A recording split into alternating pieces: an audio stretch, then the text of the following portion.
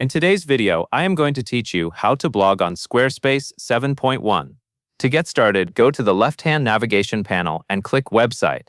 This is where you manage the main structure of your site, including the pages visitors will see. Under Main Navigation, click the plus icon to add a new page.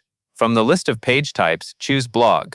Squarespace will then show you several layout previews. Pick the blog layout style you prefer. This mainly affects how your posts are displayed, so choose the one that best fits the look you want for your site. Next, type a name for your blog page and press Enter. Once the page is created, click on your new blog page in the left-hand menu to open it. This takes you into the blog area where you can manage and create posts. To start a new post, click the plus icon in the top right corner of the blog panel. This opens a fresh blog post draft. From here, click the gear icon in the top right corner of the screen to open the blog post settings menu.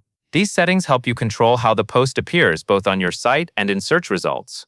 In the Content tab, you can upload a thumbnail image, write an excerpt, and customize the post URL. The thumbnail image is useful because it gives your post a strong visual preview.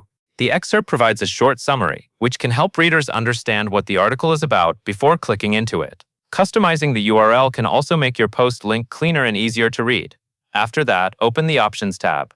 Here you can add tags and categories. Tags are helpful for describing specific topics in your post, while categories group related content together more broadly. Using both can make your blog easier to organize and easier for visitors to browse. Then go to the SEO tab. In this section, add a custom search title and description.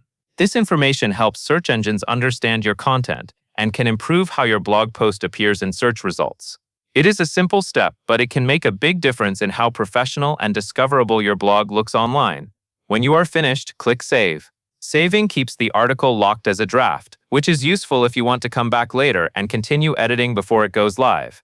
That covers everything you need to know.